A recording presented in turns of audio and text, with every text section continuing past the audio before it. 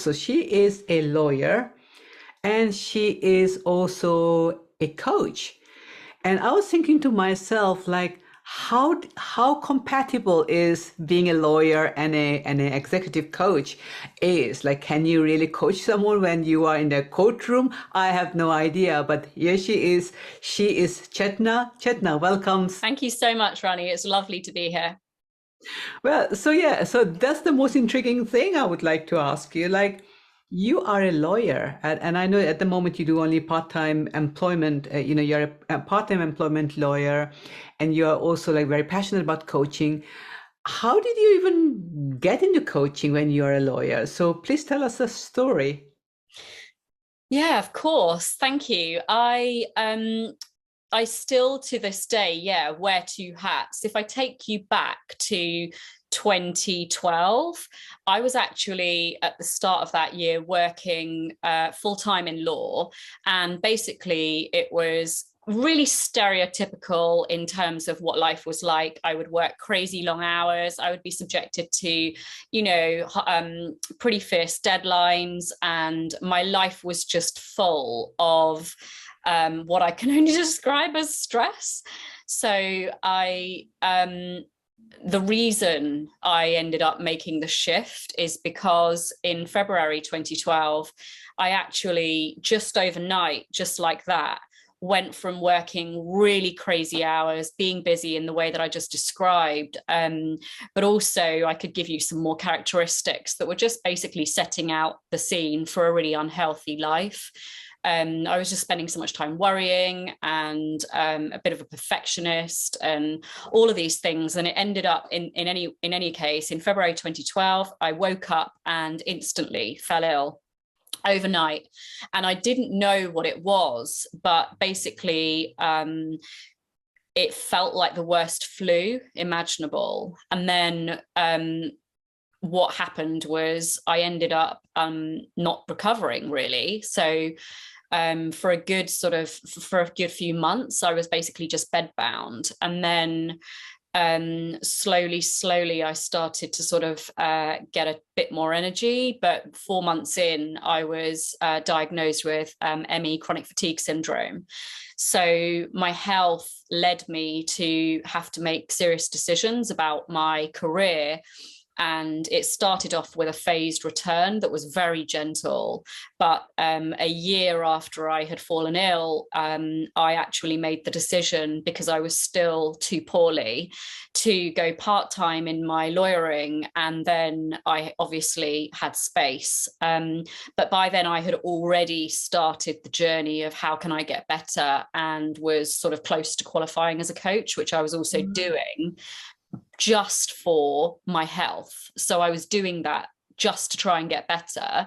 But I enjoyed it so much that when I started to have this extra free time, I ended up, of course, starting to coach people and just loving that and actually finding it really healing on my own journey. Mm. Mm. So what I'm getting here is that you train to be a coach in order to help yourself first, to learn Absolutely. something about your health, and wow, so that's amazing. And I'm wondering, when you are like the part-time that you do lawyering, like, are your colleagues interested in coaching? Do they say, hey, that thing you do, what is it exactly about? Do they get intrigued? Well, I kind of don't really mix the two things. So I try and keep them separate. When I'm in lawyer life, I'm in lawyering. When I'm coaching, I'm coaching. And to some extent, of course, in terms of who I'm being, there is an obvious integration of everything that I learn in my coaching that I bring into my lawyering. But I don't really talk about it. So I think that rather than asking me, tell me about coaching, they're more likely to say, how is it, like, I forget that you're part-time, how do you get so much done, and how is it that you were so calm in the face of that? Like, I got curious about the way in which you just dealt with that. They might ask me things like Mm. that more than about my work. Yeah, yeah, no, interesting. Right. Chetna, we had a catch-up call the other time, and there was so much we could focus on today. And And I know everything you say is going to be gold for people and is going to be really useful. And I was very interested in your healing journey. You were diagnosed with chronic fatigue syndrome, and that's something that most people after their diagnosis, like, what else? You get some medication. If you go to the doctor, you might get some medication. You might get CBT if you're lucky, but that's basically it. And then people then find their own way of, like, doing their best to overcome or heal from the chronic fatigue. And are you saying that now you don't have the diagnosis anymore? You no longer, would fulfill the criteria? Absolutely. No, I'm completely healthy. So for over nearly 5.5 years later, I had insights that completely, fully healed me. Yeah, okay. So I thought it would be really nice to talk about, first of all, like, what were your challenges when, okay, so most people, even if people don't have the diagnosis, for example, they might have heard about it, but they might be like curious, like, what exactly happens when you have chronic fatigue? So if you don't mind sharing the symptoms that you're experiencing, first of all, and the challenges as a result, and then we can talk about your insights and how things shifted for you, and then you also started healing from the chronic fatigue. Sure. So when I was ill, I had a mixture of symptoms. So when people say fatigue, it was a fatigue like I can't even put into words. It was like I'd lost the battery for me to be able to just have normal function, to have the ability to just function as a human being. So I had a debilitating fatigue. As I mentioned, it had me bedbound for months. I went from being somebody who, I live in London and I used to love running around the Thames, to somebody that couldn't even walk from my bedroom to my bathroom. So, it was really hard hitting from that perspective. But then also it felt like I had flu, so I had a lot of symptoms that were similar to that. A sore throat, a headache, I had brain fog. So my memory was just shot to pieces. And I couldn't even, I was a lawyer. So it's really important as a lawyer to be able to articulate yourself and to be able to construct sentences with clarity. And I went from that to not being able to speak properly. And I remember just people needed to finish my sentences for me. And I remember also one of the symptoms that I had that was hard was post-exertional malaise. And I didn't discover what that was until this illness. But basically what would happen is if I thought, okay, I'm feeling like I've got enough energy to go for coffee with my friend, even if though it's, just outside or whatever, and not very far, and then come home, that was really exhausting for me. So I might then have to spend 2 or 3 days recovering from that. So it was in effect like every activity had a price to pay. And I would then always kind of like balance up, is it worth it, essentially? There's even a photo of me. I remember sort of 2.5 years into my journey, I managed to go on a family holiday. And it took all of the, energy inside of me just to even be able to do that. But it was a really important family holiday for us to go and see family in America. And I remember there's a photo of me of being in a wheelchair because that was the only way in which I was able to do the sightseeing that was required for the day. So yeah, I was poorly. Gosh. And how long was that for? Did you say 5 years? Yeah, it was close to 5.5 years. Yeah. And were you still working did you go back to work? Yeah. So during this period, I really went off on a journey of trying to get better. So with chronic fatigue syndrome, I had a million questions and there were zero answers. They didn't know the cause, they didn't know the treatment. They sort of see it as very much a psychological thing. And I found that hugely offensive because my symptoms was just very real. And I was determined to just go off and find the answers for myself. So there I was Googling like mad, trying to get to the bottom of it. But it set me off on a really personal development journey. And I had a long list of what I might call tools to help me get better. And so in the end, I was trying everything known to man. So I could give you a long list, things including a daily meditation practice. I was learning about visualizations. I was learning about something called emotional freedom technique. I was learning about affirmations. I was, vision board. I had everything. I also tried sort of more other things like acupuncture, reflexology. I really did try so many different things, courses specifically for chronic fatigue syndrome sufferers. And it felt like a job on top of a job just to get myself to a point where eventually I was about 80% functioning. So I would be able to engage in day-to-day activities, but sometimes it was exhausting, and I knew that I wasn't better at that sort of 5-year mark. Wow. One thing I just wrote down from what you said was you said you found it highly offensive when they suggested some kind of psychological intervention. And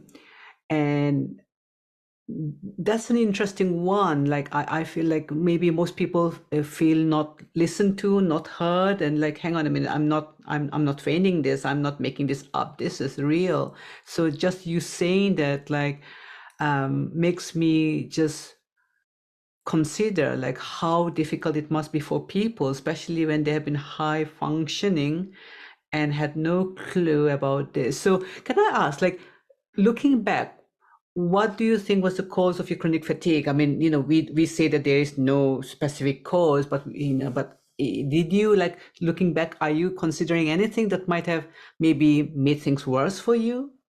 Yeah, so that nicely leads into what were the insights that I gained to get better. Yes. Because one of the insights was I got to the very root cause of how I got ill. So that was hugely transformative. Can you share with us? Yeah, so what ended up happening was there I was kind of going off trying to find everything known to man to get better. And I came across a chronic fatigue syndrome research study, and I threw my hat in the ring for that. And I had already, it was about an understanding of the mind, which I now talk about, but I'd already been in that conversation for about a year and was intellectually trying to understand it with my lawyer mind and just not getting anywhere. So my health didn't improve from it. In this research study, though, I had a coaching conversation about 3 weeks in. At the beginning of that research study, I'd written down a list of things which I was restricted by, of which there were loads of physical sort of restrictions still in place at that time. And I remember 3 weeks in, I'm in a coaching call, and what was being described to me was how we as human beings experience our reality. So how it is that we create reality. And what was being described to me was how we can essentially live our lives in a state of chronic mental stress. I hadn't heard this type of expression before. And what I heard really clearly in this call, and I don't even remember the words that were used to describe it, but what I heard is, at this point, and for many years, I had been told that what I needed to do was pace myself. So one of the things that they say is pacing is a way, that you can get better. So what I interpreted from that was I need to manage and control my energy. So every single day, if I had a friend say, can I see you for dinner? I'd be like, okay, well, if I do that, then I know I won't be able to do that the next day. As I mentioned, I had post-exertional malaise. So I would always, every single day, think, if I do this, go out for a walk then I know I won't be able to do that. And constantly thinking in a vigilant way, like, I need to be careful. Now, to me, that was the reason why I got myself to an 80% functioning point. Like, I was brilliant at it. I was really good at what I could and couldn't do. So what I heard in this call was, there I was thinking that these thoughts about controlling my energy was helpful. And I heard that was actually keeping me in a state of chronic mental stress, such that my fight or flight system was being triggered. And there I was on a daily basis, without me realizing it, essentially creating very real physiological symptoms in my body. And so what I discovered, the real insight I gained was, whoa, what I thought was keeping me well is actually the very thing that's keeping me unwell. So that was just like, and I knew without question when I heard that it was so deeply rooted in my day-to-day life that I would do that. I knew that was the very thing that created all of my symptoms. When it was explained to me how it worked, I knew that was the root cause. Okay, help me understand. This is really interesting because you talked about managing and controlling your energy levels, and because you were worried that given your chronic fatigue, if and the post-exertion malaise, that if you were to do something else, do this, you might not be able to do something else. So I understand that post-diagnosis, but pre-diagnosis, when you said the root cause, what was the reason for that pre-diagnosis? So what I discovered was that I had been living that busy, chronic state of stress way before my diagnosis. So I discovered that, so what I discovered was that what I just shared with you is what I heard to heal. But actually, I also heard this is how I've been living my life for years. And so it was so obvious to me that every single day I'd been living my life as a lawyer, constantly stressed. I mean, have I done this? Did I say something bad when I said that? Did it come out the wrong way? What does she mean when she said that? Overthinking, overanalyzing, waking up at 3-4 in the morning. Did I remember to send that email? Oh my God, how am I going to get everything done tomorrow? Like, this was just my life was exactly like that. And very normal, very normal, I would think. Like, that was, to me, it was the only way to live life as a lawyer. To me, that was inherently part and parcel of being a lawyer. So whenever anyone would say to me, well, Chetna, you're just like stressed, you need to calm down, you need to go on holiday or anything like that, I would just be like, you don't understand. This is life as a lawyer, and you're just like, yeah, you just don't understand what the pressures are. And we can substitute the lawyer to any profession, isn't it? Like we say IT, say corporate, say NHS staff. It seems like you don't understand my job. My job is very, very serious job. You know, it needs me to be in control, to manage and live in the state of chronic stress. And there are implications of continuing to live this way, isn't it? That's what I'm hearing from you and your story. Absolutely. I didn't realize that I was in that, living life in such a busy-minded, noisy-minded, chronically overthinking, overanalyzing sort of state. But everything that I came on to learn helped me see just how unhealthy and destructive that was, and indeed what led to my illness. Wow. So what happened after you had this realization, which was not intellect? Because you said that initially for the first 1 year, when you came across understanding, you were intellectualizing it, but you were not healing. But then you saw something very deep, and you know that doesn't seem like from your intellect, more like something from deep within, that you had this realization. And so what happened after this insight? Yeah, you're right. I was so open-minded. I remember I actually just stopped trying to understand it. And it was magical, because turns out that was all that I needed to be able to hear something helpful. But after this happened, what was incredible was I didn't even need to test it. I knew so deeply and viscerally, and I don't know, like it was just so deep in my heart that I just knew that I was better. I didn't need to test it. Like, as I say, I'd written this list of things that I was physically restricted by, but I didn't feel the need to, go running for 15 minutes to check if I'm okay. Like, I just knew I was healed. And that might sound really crazy, but I went about life in a normal way from that point on.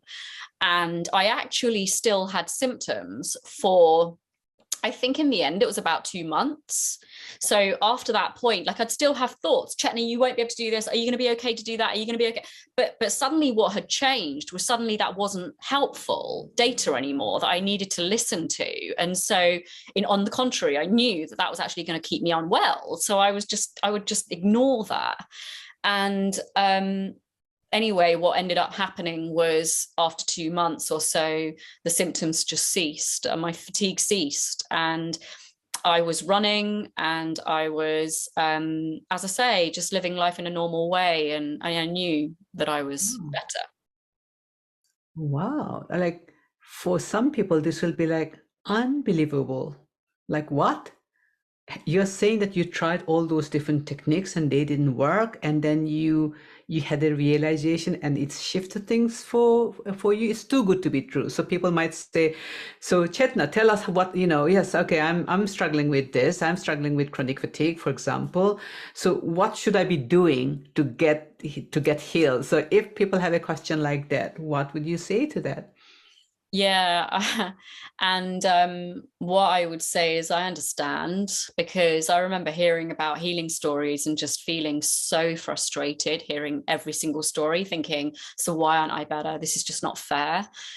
So I really want to say that first off, if there's anyone listening in that situation.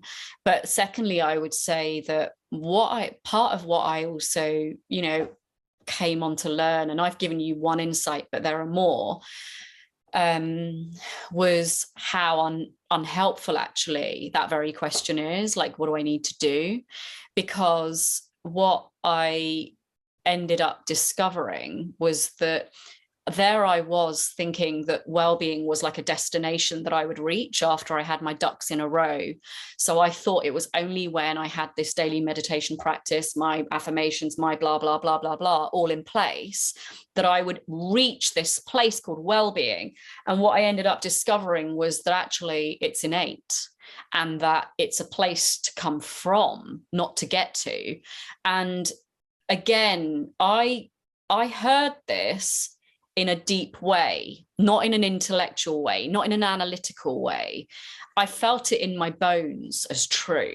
And I felt just the truth of that. And what this enabled was no more seeking, no more like a settling. It was like a massive weight had been lifted from my shoulders, because I was able to suddenly see that there's something inside of us that we can trust, and that our body can heal itself. Like when I actually stopped trying to think it was my job to get better, it turns out that my nervous system was able to calm down. And it turns out that I was less stressed. I was able to calm, to just feel more calm. And I had a glimpse into this at the beginning, and it's just kind of got deeper and deeper over the years. But what I discovered was that actually it's the undoing, if you like, that healed me, not the doing.